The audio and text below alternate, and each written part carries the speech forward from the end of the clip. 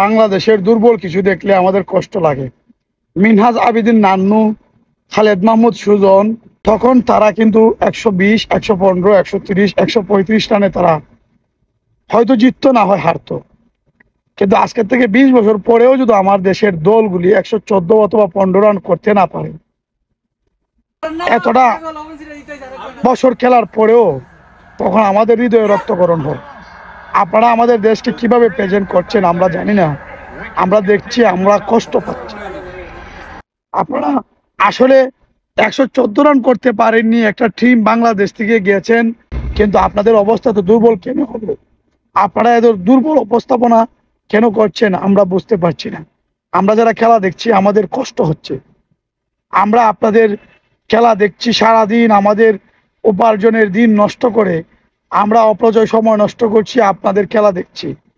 কিন্তু আমাদের দেশকে হাইলাইট করার জন্য, আমাদের দেশকে প্রবাসের মাটিতে মানুষ বুঝতো আমরা বাংলাদেশি, বাংলাদেশকে ভালোবাসি। কিন্তু আপনারা এভাবে লজ্জাজনক হার আমরা মেনে নিতে পারি না। কেন যে আপনাদের এমন হলো? কেনই বা আপনারা এমন করছেন আমাদের সাথে? আপনারা স্যালারির দিক থেকে তো কম নিচ্ছেন না, আগের খেলোয়াড়দের চেয়ে তো অনেক বেশি স্যালারি আপনারা নিচ্ছেন। তাহলে আমার দেশকে এত দুর্বল উপস্থাপনা কেন করছেন আপনারা? কেন আমাদের মনকে বারবার ভেঙে দিচ্ছেন আপনারা? আমরা তো অতি আগ্রহ নিয়ে আপনাদের খেলা দেখার চেষ্টা করছি। দেখুন, এটা আমাদের জন্য লজ্জাজনক। আপনারা যেভাবে দেশকে প্রেজেন্ট করছেন, যেভাবে দেশকে উপস্থাপন করছেন, এটা আমরা সহ্য করতে পারছি না, আমরা মেনে নিতে পারছি না। আপনাদের প্রস্তুতি যদি এমনই হয়, তাহলে আমরা আমাদের দেশকে নিয়ে গর্ব করবো কিভাবে? আপনারাই বা কিভাবে দেশকে উপস্থাপন করছেন? আপনাদের কি লজ্জা লাগে না? আপনারা তো কত সুন্দর খেলছেন, হারছেন, আবার মিষ্টি মিষ্টি কথা বলছেন, উপস্থাপনাও তো সুন্দর করছেন। আপনাদের কি লজ্জা হয় না একবার? আমাদের তো লজ্জা হয়। আমরা বুঝতে পারছি না আপনারা কেন এমন করছেন আমাদের সাথে।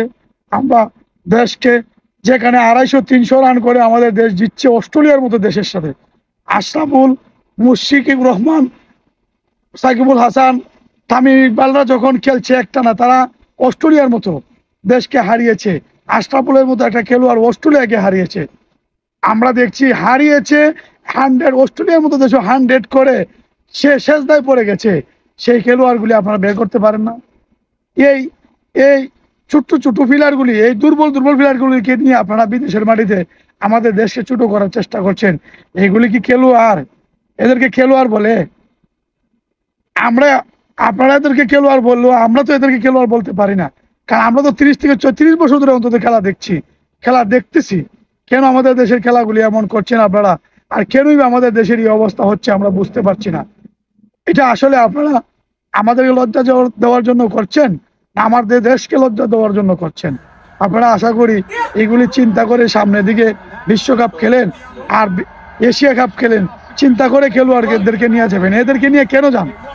এরা তো আমাদেরকে অপমানই করছে, ভালো কিছু তো এরা আমাদেরকে দিতে পারছে না। আমরা এদেরকে দিয়ে অপমানিত হচ্ছি। এদেরকে নিয়ে খেলার চেতন না খেলাই আমাদের ভালো। আশা করি আমাদের কথাগুলি আপনারা বুঝছেন, বোঝার চেষ্টা করুন। ওকে, আসসালামু আলাইকুম।